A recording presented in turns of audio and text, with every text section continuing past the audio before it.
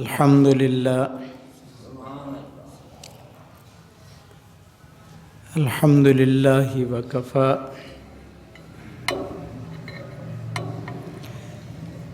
والصلاة والسلام على سيد الرسل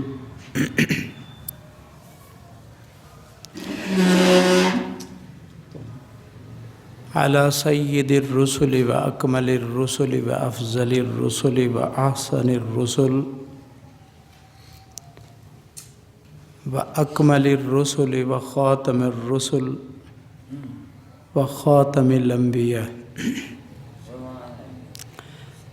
أرسله بالحق بشيرا ونذيرا وداعيا إلى الله بإذنه وسراجا منيرا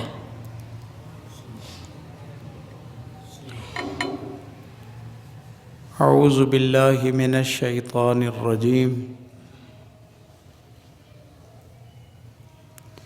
بسم الله الرحمن الرحيم يا نساء النبي لستن كأحد من النساء وقال تعالى فانكحوا ما طاب لكم من النساء مثنى وثلاث ورباع قال النبي صلى الله عليه وسلم إن أعظم النكاح بركة أيسرهن صداقا وقال رسول الله صلى الله عليه وسلم إن أعظم النكاح بركة أيسرهن مؤونة وقال رسول الله صلى الله عليه وسلم تزوج الودود الولود فإني مكاثر بكم الأمم اللهم صل على سيدنا ومولانا محمد وعلى آل سيدنا ومولانا محمد وبارك وسلم عزیزان مکرم، حاضرین محترم، پچھلے جمعے میں نے یہ بات شروع کی تھی کہ اسلام میں شادی نکاح بہت آسان ہے، اور اگر گناہ میں پڑنے کا خطرہ اور خدشہ ہو نکاح کرنا فرض ہے۔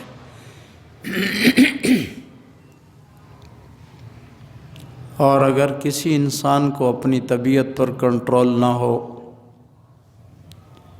وہ ظالم ہو، سخت دل ہو، بے درد ہو، جھگڑنے کا، لڑنے کا، مرنے کا اس کا ذہن ہو، تو ایسے شخص کو نکاح کرنا حرام ہے۔ اس وقت میں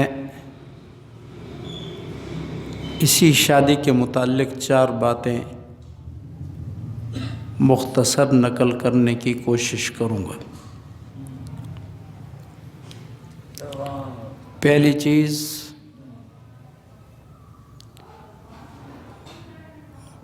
وہ عورت میرے آقا صلی اللہ علیہ وسلم کے فرمان کے مطابق خوش قسمت ہے جس عورت کی منگنی میں پریشانی نہ ہو، آسانی ہو۔ منگنی کیا ہے؟ دوسری چیز، حق المہر آسان ہو۔ تیسری چیز، اس کے نکاح میں آسانی ہو۔ چوتھی چیز کہ اس عورت کی ولیمے میں بھی آسانی ہو۔ یہ 4 باتیں ہر ایک کو میں علیحدہ بیان کرتا ہوں۔ منگنی میں آسانی، منگنی کس کو کہتے ہیں؟ نکاح میں آسانی، نکاح کی آسانی کس کو کہتے؟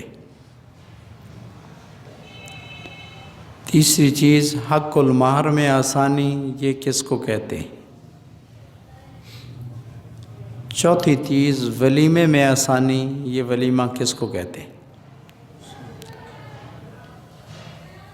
میں دعوت ولیمہ پر آئندہ جمعہ پورا مستقل اس پر گفتگو کروں گا۔ اس وقت ان تین چیزوں کو میں بیان کرتا ہوں۔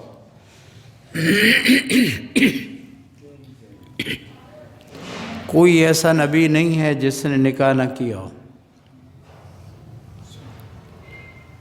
جو شخص یہ کہے کہ مجھے نکاح کرنے کی ضرورت نہیں، حدیث میں آتا ہے وہ ملعون ہے، لعنتی ہے۔ اور جو شخص، بیٹا دیکھو بہرحال سپیکر چل لیں، اڈ والا بھی اڈ والا ہے۔ اور جو شخص نکاح سے منہ موڑے کہ مجھے ضرورت نہیں، من راغب عن سنتی فلیس منی، ایسے شخص کو حضور صلی اللہ علیہ وسلم نے فرمایا یہ شخص میرا نہیں ہے۔ جو نکاح سے منہ موڑے اس کو میرے آقا نے اپنے ساتھ تعلق کے لیے نفی کر دی کہ یہ میرا نہیں ہے، مجھ میں سے نہیں ہے۔ انبیاء اور اولیاء کا یہ طریقہ ہے نکاح کرنا۔ حدیث میں آتا ہے اربع من سنن المرسلین، چار چیزیں ہر نبی کی سنت ہیں۔ اس میں ایک سنت جو ہر نبی کی ہے وہ نکاح بھی ہے۔ نکاح سے انسان کی نسل، اس کا ذکر، اس کا خاندان، اس کا تذکرہ یہ باقی رہتا ہے۔ والدین دنیا سے چلے گئے، ان کے اولاد ہے، اولاد کے ذریعے سے والدین کا نام زندہ رہے گا۔ اولاد کے ذریعے سے مشکل وقت میں، بڑھاپے میں، تنگی میں ماں باپ کی مدد ہوتی۔ اولاد کے ذریعے سے ماں باپ کے مرنے کے بعد ان کے درجات کی بلندی ہوتی۔ رسول اللہ صلی اللہ علیہ وسلم نے ارشاد فرمایا کہ ایک آدمی کے مرنے کے بعد اس کا درجہ بلند ہوا، پھر اور ہوا، تو وہ کہتا ہے یا اللہ میں نے یہ تو عمل کیا ہی نہیں، میرا درجہ کیسے بلند ہو گیا؟ تو اس کو کہا جاتا ہے باستغفار ولدک لابی، تیری اولاد نے اپنے ابو کے لیے تیرے لیے استغفار کیا ہے، اس کی وجہ سے تیرا درجہ بلند ہو گیا۔ اگر نکاح نہ ہوتا، اولاد نہ ہوتی، اولاد نہ ہوتی تو مرنے کے بعد اس کو قبر میں ثواب، درجات کی بلندی، یہ سکون، یہ راحت کیسے ملتی؟ نکاح کی برکت سے خاندان بڑھتا ہے، نکاح کی برکت سے اولاد، پھر اولاد کی اولاد، اس طرح کئی صدیوں تک ان کا نسب باقی رہتا ہے، ان کا ذکر خیر باقی رہتا ہے۔ اس لیے انبیاء کرام علیہم السلام کی یہ سنت ہے، ہر نبی نے نکاح کیا ہے۔ جو نکاح کا منکر ہے، انکاری ہے، کہتا ہے ضرورت نہیں، شریعت کے نزدیک وہ ملعون ہے، اس پر خدا کی لعنت ہے۔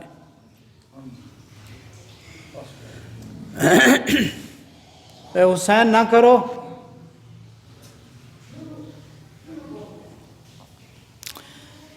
ایک حدیث میں ہے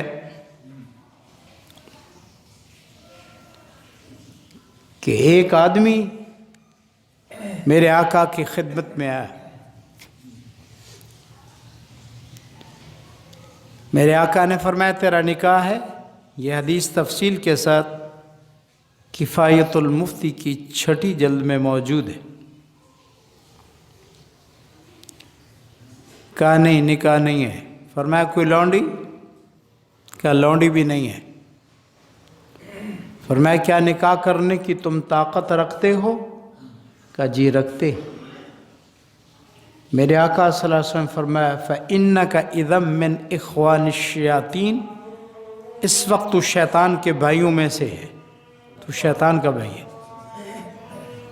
فرمایا اگر تو مر گیا تو مرنے والوں میں بدترین مردہ تو ہوگا. تو نکاح نہ کرنا نبی کی شریعت میں حرام ہے. نکاح نہ کرنا یہ جرم ہے. میرے آقا کی سنت سے منہ موڑنا ہے، اور ایسا شخص اللہ رسول کا ناپسندیدہ ہے. قرآن پاک میں بھی نبیوں کے نکاح کا ذکر ہے، نبیوں کی بیویوں کا ذکر بھی ہے. اور جو آیت میں نے خطبے میں پڑھی اس میں بھی ہے یا نساء النبی لستن کاحد من النساء. اے نبی کی بیویوں تم عام عورتوں کی طرح نہیں ہو، تم بڑی شان اور عزت اور عظمت والی ہو. یہ حضور کی نکاح کی برکت ہے. اور نکاح کی ایک اور عظیم برکت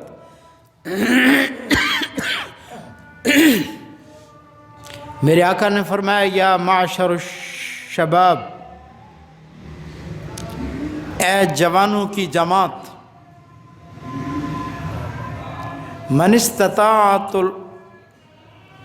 منکم الباءۃ، جو تم میں سے شادی کرنے کی طاقت رکھتا ہو، فلیزوج فلیتزوج، اس کو چاہیے وہ شادی کرے،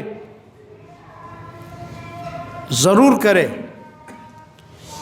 2 فائدے، فَإِنَّهُ أَغَضُّ لِلْبَصَرِ وَأَحْسَنُ لِلْفَرْجِ. یہ نکاح کا فائدہ ہے. میرے آقا صلی اللہ علیہ وسلم فرمایا نکاح کرنے سے آنکھیں جھک جائیں گی، حیا آ جائے گی.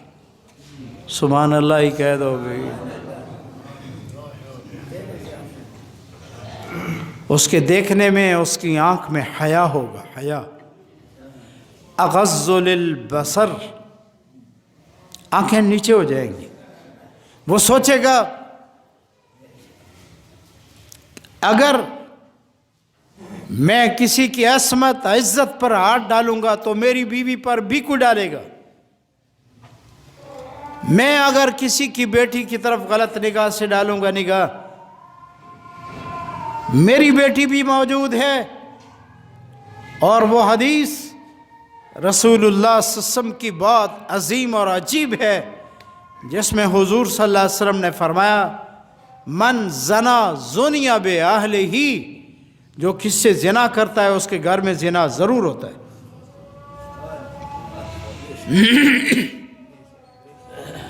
تو اگر نکاح کر لے تو اس کا فائدہ میرے آقا نے فرمایا اغض للبصر، آنکھیں جھک جائیں گی، حیا کرے گا، غیرت کرے گا کہ میں کسی کی عزت کا خیال کروں گا تو میری گھر بھی عزت ہوگی، میری بیٹیوں کی عزت بھی محفوظ رہے گی. اور دوسرا وَأَحْسَنُ لِلْفَرْجِ، اس میں شرمگاہ کی حفاظت بھی ہے. وہ سوچے گا کہ جب حلال بیوی موجود ہے مجھے حرام کی طرف جانے کی ضرورت کیا ہے. اور یہ حدیث میرے آقا صلی اللہ علیہ وسلم کا ارشاد کئی حدیث کی کتابوں میں ہے کہ کچھ جرم، کچھ گناہ، کچھ ایسی باتیں رسول اللہ صلی اللہ علیہ وسلم نے امت کو بتائی ہیں جن کے کرنے سے جب وہ شخص ان گناہوں کو کر رہا ہوتا ہے ایمان اس میں نہیں ہوتا.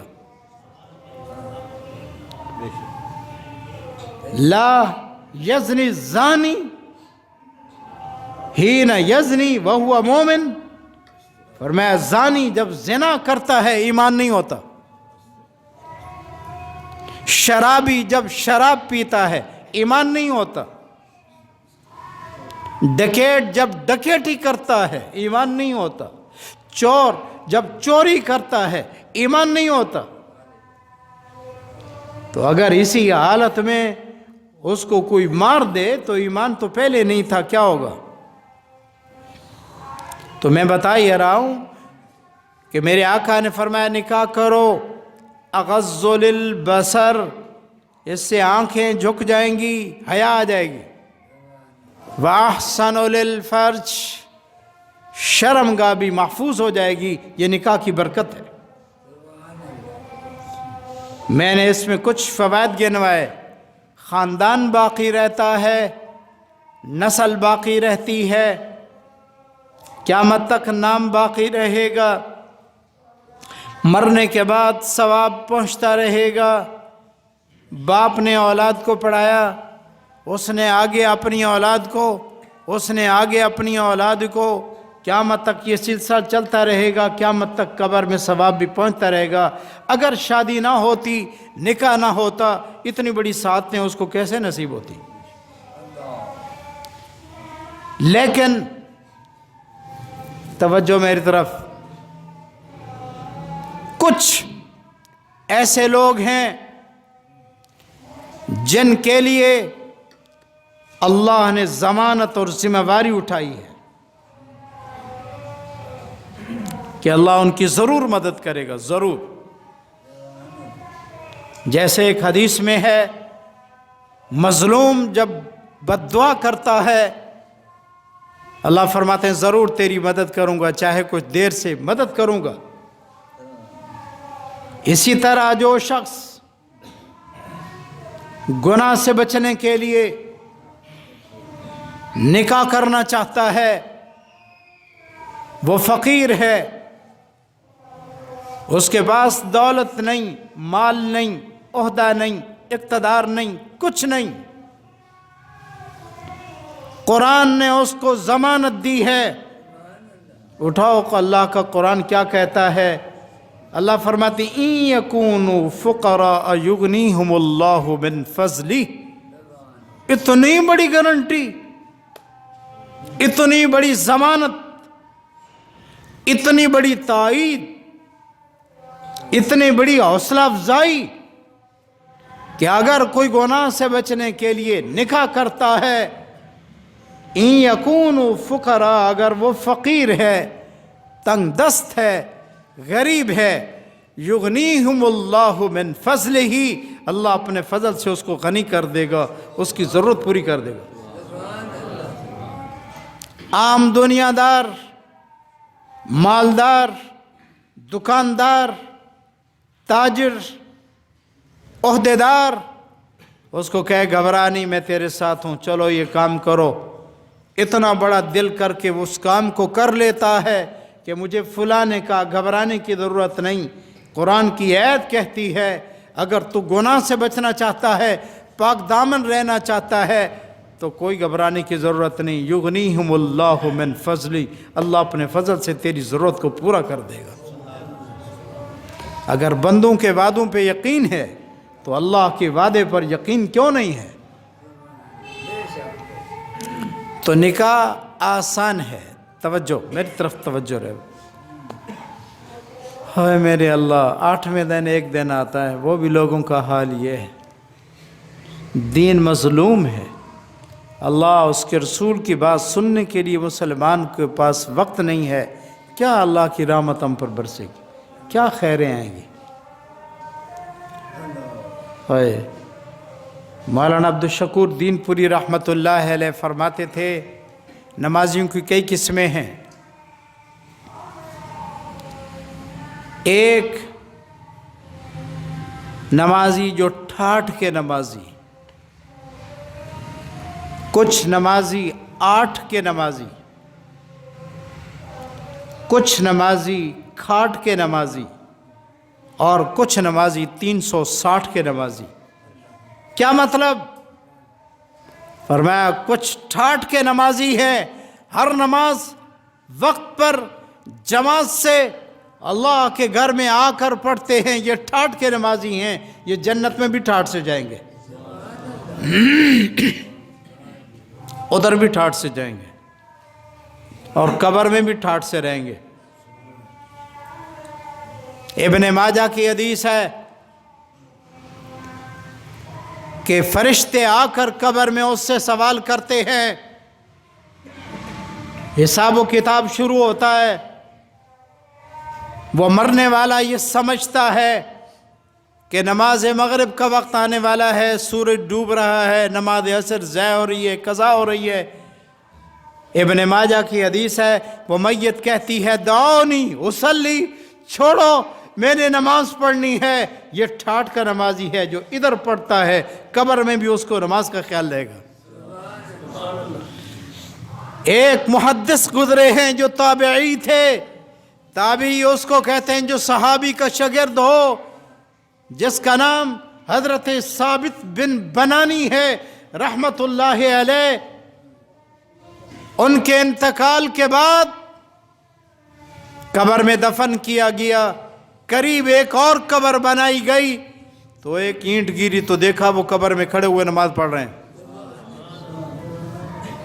ان کی بیٹی سے پوچھا گیا کہ یہ کیا معاملہ ہے، قبر میں نماز پڑھ رہے ہیں؟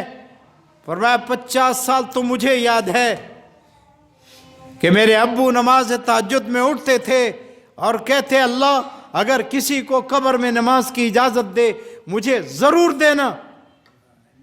ابو کی دعا قبول ہوئی ہے، قبر میں نماز پڑھ رہے ہیں، سبحان اللہ۔ یہ تو عام لوگوں کی بات ہے، اور نبیوں کے لیے تو حضور صلی اللہ علیہ وسلم فرمایا الانبیاء احیاء فی قبورہم وہم یصلون، جمع کا لفظ ہے، نبی قبروں میں زندہ ہیں اور قبروں میں نبی نماز پڑھتے، سبحان اللہ۔ علماء نے لکھا ہے نماز تو فرض ہے زندہ کے لیے، نبی کو کیا ضرورت ہے قبر میں نماز پڑھنے کی؟ نماز فرض نہیں ہے وہاں، کیوں پڑھتے ہیں؟ فرمایا نماز میں لذت بڑی ہے، تلذذ کے لیے، لذت کے لیے، حصول راحت کے لیے قبر میں نماز پڑھتے ہیں، ورنہ نماز فرض نہیں ہے۔ سبحان اللہ کہہ دو اللہ کے بندو۔ تو کچھ نمازی ٹھاٹ کے ہیں، کچھ نمازی کیا ہیں؟ ٹھاٹ کے، جو ہر وقت نماز پڑھتے ہیں، تمام حقوق کی رعایت کر کے پڑھتے ہیں، وقت پر پڑھتے ہیں، جماعت سے پڑھتے ہیں، یہ ٹھاٹ کے ہیں، ان کی ٹھاٹ قبر میں بھی رہے گی۔ کچھ نمازی 8 کے ہیں جو صرف جمعہ پڑھتے ہیں 8ویں دن، بس وہ بھی نصیب ہوتا ہے اس وقت جب امام نماز شروع کرتا ہے، خطبہ بھی سننا نصیب نہیں ہوتا۔ آپ کو معلوم ہے ظہر کی کتنے فرض ہیں؟ بولو بولو بولو، ظہر کی نماز کے کتنے فرض ہیں؟ لیکن امام 2 پڑھاتا ہے، 2 کیوں نہیں پڑھاتا؟ بتاؤ کیوں نہیں پڑھاتا؟ 4 فرض ہیں تو 4 ہونے چاہیے نا، یہ وقت جو ظہر کا ہے۔ فرمایا یہ جو 2 خطبے ہیں، یہ 2 خطبے 2 رکعتوں کے قائم مقام ہیں، اس لیے اس کو ادب سے سننا لازم ہے، کیونکہ 2 رکعتیں ہیں، یہ 2 خطبے 2 رکعتوں کے قائم مقام ہیں۔ اتنی بڑی سعادت سے محروم ہے۔ تو کچھ 8 کے نمازی ہیں صرف جمعہ پڑھتے، کچھ کھاٹ کے نمازی ہیں، کھاٹ کے صرف جنازہ پڑھتے ہیں، وہ بھی آتا جاتا کچھ بھی نہیں ہے۔ ہم ایک جگہ بیان کے لیے گئے، یہ شمس آباد کا علاقہ ہے، پل صدیق آباد سے آگے کی طرف۔ میرے ساتھ مولانا فضل الرحمن دھرم کوٹی دامت برکاتہم بھی ساتھ تھے۔ وہاں کے ایک عالم تھے، وہ مجھے فرمانے لگے ایک بڑا آدمی فوت ہوا ہے۔ تو میں نے بہت لوگ جنازے میں آئے دکھلاوے کے لیے، بڑے کا جنازہ ہے، سب آ گئے۔ تو کہتے میں نے اعلان کیا ہمارے ہاں پانی کی بڑی تنگی ہے، دریا آج کل اترا ہوا ہے، جن لوگوں کو غسل فرض ہو تھوڑی دیر کے لیے ادھر آ جاؤ، ایک ضروری بات ہے۔ تو کہتے قسم کھا کر کہنے لگے کہ کافی سارے لوگ جنازے سے ہٹ گئے، جن پر کیا فرض تھا؟ بولو بولو، جس کا کیا فرض تھا؟ یہ تو ہمارا حال ہے۔ علماء کو گالیاں دیتے ہو، استنجا کرنا نہیں آتا، بدن پاک رکھنا نہیں آتا، غسل کرنا نہیں آتا، تیمم نہیں آتا، نکاح نہیں آتا، طلاق دینے کا طریقہ نہیں آتا، حلال حرام نہیں جانتا، پھر بھی پرے ہے، پتہ نہیں اس قوم کا کیا بنے گا۔ اسی کو ایک اللہ والے نے اپنا رونا یوں رویا ہے، کہا ہوا ہے کب گزر ان کا اللہ اکبر میں، ہوا ہے کب گزر ان کا اللہ اکبر میں، پلے ہیں کالج کے چکر میں، مرے ہیں صاحب کے دفتر میں۔ ساری زندگی کالجوں میں گزاری، نوکری مل گئی، سلوٹ مارتے ہوئے مر گئے، اللہ اکبر میں آئے ہی نہیں۔ ان کو کیا پتا اللہ کیا ہے؟ یہ رونے کی بات۔ اکثر بوڑھے جن کا دین والوں سے تعلق نہیں، ان سے جنازہ سنو نہیں آتا، پتہ ہی نہیں ہے۔ یہ ملا نے پیٹ کے چکر میں یہ دھندا تو ڈال دیا ہے کہ جنازے کے بعد دعا نہیں ہوئی، جنازہ نہیں ہوا، میں انشاءاللہ مستقل اس پر ایک جمعہ پڑھاؤں گا۔ اس بات پر تو قوم کو، امت کو، نبی کے ماننے والے اور امتیوں کو مولوی نے لڑا دیا ہے۔ جو غیر ضروری چیز تھی اس کو لازم کر دیا، اور جنازے میں دعائیں یاد کرنا ضروری تھا، وہ آتا نہیں۔ کیا بنے گا ہمارا؟ رونے کی چیزیں۔ تبلیغ والے یہی رونا روتے ہیں، علماء یہی رونا روتے ہیں۔ میں نے کب کہا ہے جاؤ دکانیں لوٹ لو، پیسے والوں سے پیسے چھینو، ڈکیٹیاں مارو، چھوکریاں اغوا کرو؟ ہم کب کہتے ہیں؟ ہم کہتے ہیں تو مسلمان ہے، کم از کم مسلمانوں والے کام تو کر۔ ایک اللہ والا کہتا ہے دو رنگی چھوڑ دے یک رنگ ہو جا، دو رنگی چھوڑ دے یک رنگ ہو جا، سراسر موم ہو یا سنگ ہو جا، یا پتھر بن جا یا موم کی طرح نرم ہو جا۔ دو طرف کیوں منہ مارتا ہے؟ نبی کے بعد نام لیتا ہے اور عمل سارا نبی کے دشمنوں جیسا کرتا ہے، ایسا کیوں کرتا ہے؟ ایک بزرگ نے تو اور عجیب بات کہی ہے، کہا وضع میں ہو نصارہ تو تمدن میں ہنود، یعنی لباس تمہارا عیسائیوں جیسا، رہن سہن تمہارا یہودیوں جیسا، ہندوؤں جیسا۔ کہتا ہے وضع میں ہو نصارہ تو تمدن میں ہنود، ہماری شادی کی خوشیاں ساری ہندوانہ رسمیں ہیں، اور ہماری غمی کی تمام رسومات ہندوانہ اور کافرانہ ہیں۔ کہتا ہے وضع میں ہو نصارہ تو تمدن میں ہنود، یہ مسلمان ہیں جنہیں دیکھ کے شرمائیں یہود، یہ مسلمان ہیں۔ ہم یہ کہتے ہیں اپنے نام کی لاج تو رکھو، حیا کرو۔ تو کچھ نمازی کھاٹ کے نمازی، کیا کہا میں نے؟ کچھ نمازی صرف جنازہ پڑھتے ہیں لیکن اندر کی جنازہ نہیں آتا۔ میں ایک جنازے میں گیا، میرے ساتھ ایک آدمی کھڑا تھا، پڑھانے والے ایک اور بزرگ تھے، عالم تھے، تو وہ اونچی اس نے پڑھا۔ دوسری تکبیر جب جنازے کی ہو جائے تو اس میں درود پاک پڑھا جاتا ہے، بولو بھی بولو، پڑھا جاتا ہے۔ تو اس نے پڑھا اللہم صلی علی محمد وعلی آل محمد، یہ پڑھ کر چپ ہو گیا، زور سے پڑھ رہا تھا وہ، ایک دو اور بھی سن رہے ہوں گے اس کی آواز سے۔ جنازہ ہو گیا، سلام پھیر دیا۔ میں نے اس کو کہا بزرگوں، ادب سے کہا بزرگوں، آپ نے درود پاک آدھا پڑھا ہے، پورا درود یہ ہے اللہم صلی علی محمد وعلی آل محمد بھی پڑھو، اللہم بارک علی محمد وعلی آل محمد بھی پڑھو، یہ پورا ایک دفعہ ہوتا ہے۔ آپ نے اللہم صلی علی محمد پڑھا ہے، اللہم بارک علی محمد نہیں پڑھا۔ مجھے کہتا ہے نہیں پورا ہو گیا ہے۔ میں نے کہا جنازے کا موقع ہے، جھگڑنے کی ضرورت نہیں ہے، جہاں نماز پڑھتے ہو، جس عالم پر اعتماد کرتے ہو اس سے پوچھو، آتا ہی نہیں ہے۔ وہ جماعت والے گئے سندھ میں، وہ پیر بھی آیا ہوا تھا، اب جنازہ پڑھانا تھا، پیر کو کہا جنازہ پڑھاؤ، اس نے خارجی کبھی نہیں پڑھے تھے، جنازہ کیا پڑھاتا؟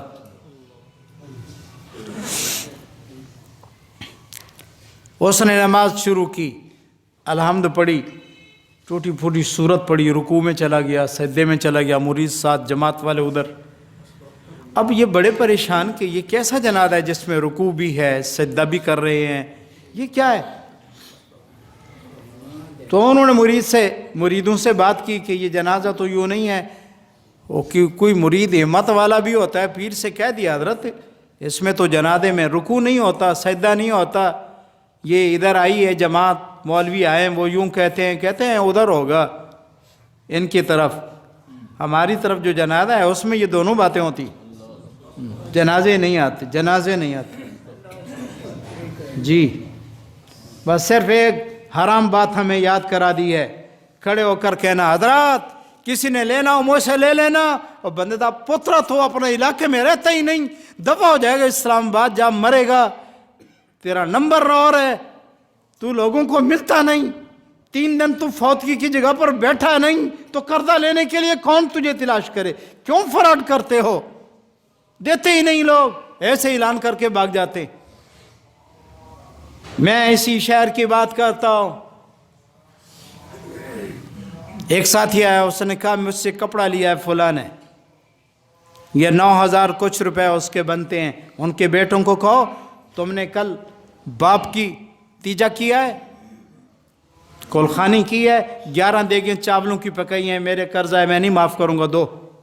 مجھے کہا اس نے، میں انتظار میں رہا، وہ بیٹا آیا، میں نے کہا فلانا ساتھی کہتا ہے میرے پاس پورا حساب ہے، کاپی ہے، تاریخ لکھی ہے، اتنی تعداد ہے، آپ کے ابے کا قرضہ ہے، تم نے 11 دیگیں پکوا دی ہیں، ابے کا قرضہ اتارو۔ وہ کہتا ہے میں نہیں معاف کروں گا۔ وہ کوئی دیر چپ رہا، کہتے قرضہ کاکا لے ایسی کاکا۔ یہ لوگ باپ کا قرضہ نہیں دیتے ظالم، یہ دین کی کمی ہے، دین کی کمی ہے۔ ہم آپ کے ہمدرد ہیں، ہم آپ کے بھائی ہیں، یہ ممبر وراثت میں ملا ہے، یہ بڑی ذمہ داری ہے اس کی، اگر ہم بیان نہیں کریں گے تو قیامت کے دن جوتے ہیں، بڑی سزا ہے۔ میرے آقا نے فرمایا الجم بلجام من النار، جو عالم اس سے دین کا مسئلہ پوچھا جائے وہ نہ بیان کرے تو قیامت کے دن جیسے گدھے اور گھوڑے کو لوہے کی لگام دی جاتی ہے، اس مولوی کو گدھے کی طرح گھوڑے کی طرح لگام دی جائے گی، جہنم کی آگ کی ہوگی۔ ہم کہاں جائیں؟ اور میرے آقا نے فرمایا الساکت عن الحق کشیطان اخرس، جو سچی بات کو بیان نہیں کرتا، میرے آقا نے فرمایا یہ گنگا شیطان ہے۔ اور اگر کہتے ہیں تو مسلمان سنتے ہی نہیں دین کی بات، تو ہم کہاں جائیں؟ لیکن ہم آپ کے ہمدرد ہیں۔ تو کچھ نمازی کھاٹ کے نمازی، بات یہ کرتے، کچھ نمازی کس کے نمازی؟ سارے بولو کس کے؟ صرف جنازہ پڑھتے ہیں، آتا جاتا کچھ بھی نہیں ہے، تجربہ کرو۔ اور کچھ نمازی 360 کے صرف عید پڑھتے، صرف عید۔ مجھے ایک آدمی نے بتایا کہ میرا ابا عید بھی نہیں پڑھتا، میں اور بات نہیں، اسی شہر کی بات ہے، وہ فوت ہو گیا، اللہ اس کی بخشش کرے، آمین کو، عید بھی نہیں پڑھتا۔ کیا ہم پر رحمت برسے گی؟ کیا خیر آئے گی؟ اتنا اللہ رسول سے دور ہے۔ تو میں نے بات کہاں سے شروع کی؟ چلو ابھی کوئی بتائے، میں آپ کا عقل کا امتحان لیتا ہوں۔ کیا کہہ رہا تھا میں؟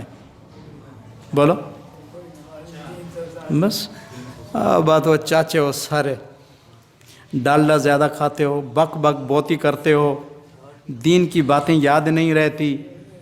وہ کہتا ہے، اور مجھے ایک ساتھی مؤذن نے کہا، کہتا ہے جی ہمارا حال یہ ہے کہ نماز کے لیے آئے، سر ننگا ہے، پلاسٹک کی ٹوپی سر پر رکھی، نماز کے بعد زور سے ٹوپی کو پھینک کر چلے گئے، جو مسجد کی بات ہے وہ مسجد میں رہ جائے، باہر نہ جائے۔ میں سمجھا رہا تھا کہ نکاح کرنے کا کیا فائدہ ہے؟ نکاح کرنے کا فائدہ یہ ہے کہ نسل باقی رہتی ہے، مرنے کے بعد ابے کو اس کی عبادت کا ثواب ملتا ہے، اور اس کی آنکھوں میں حیا آ جاتی ہے، واحفظ للفرج، نکاح کرنے سے شرمگاہ محفوظ ہو جاتی ہے. یہ نکاح کی برکت میرے آقا نے بتائی صلی اللہ علیہ وسلم. تو نکاح آسان ہے، ہم نے اس کو مشکل کر دیا ہے. مشکل ہے نہیں.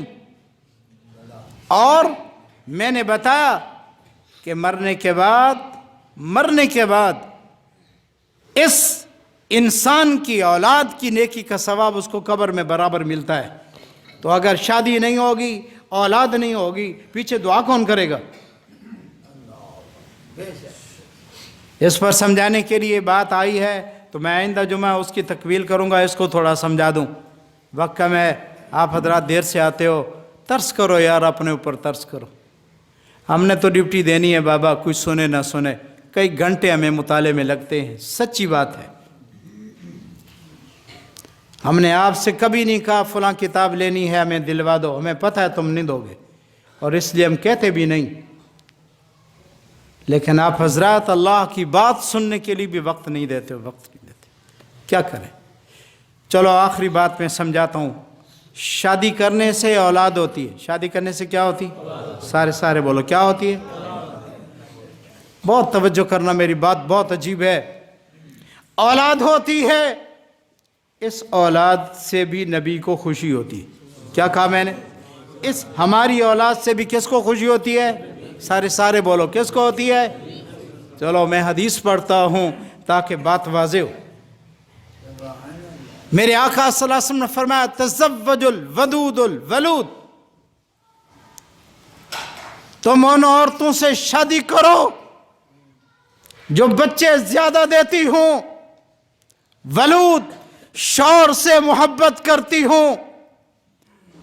اے اللہ کے نبی، آپ کو کیا فائدہ اگر کسی کے بچے زیادہ ہیں، اس کی بیوی اس سے پیار کرتی ہے، اولاد زیادہ ہے، آپ کو کیا فائدہ؟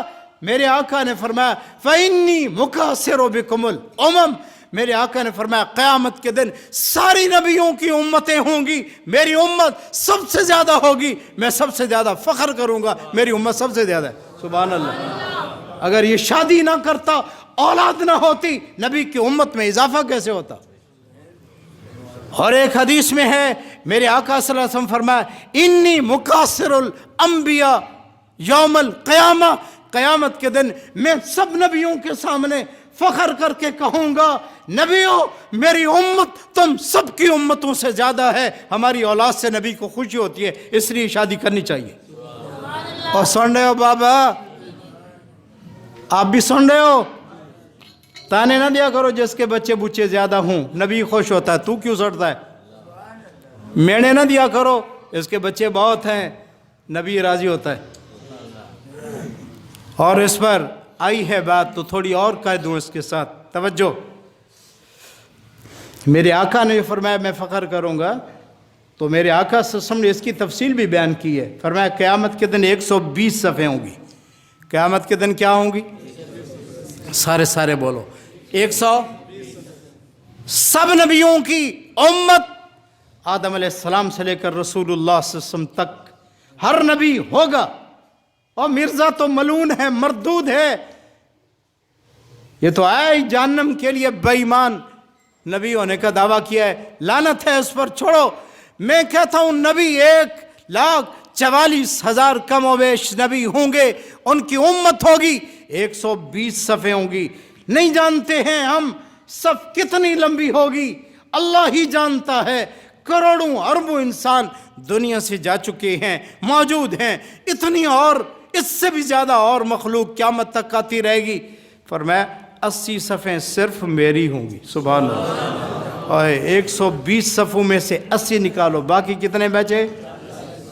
کہاں آدم علیہ السلام سے لے کر عیسیٰ روح اللہ تک صرف 40 صفحیں. اور اکیلے تاجدار مدینہ محمد عربی، محمد سید الاولین والآخرین صلی اللہ علیہ وسلم کی امت کی 80 صفحیں. تو بچے زیادہ ہوں گے تو صفحیں زیادہ بنے گی نا. بولو بھائی، وہ بھائی سمجھ آ رہی ہے؟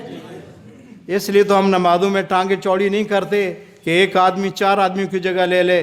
ہم کہتے ہیں بچے پیدا کرو، امت زیادہ ہوگی، صفحیں پوری ہو جائیں گی حضور کی. سبحان اللہ. یہ سنت نہیں ہے، یہ خلاف شریعت ہے اس طرح ٹانگوں کو چوڑا کرنا۔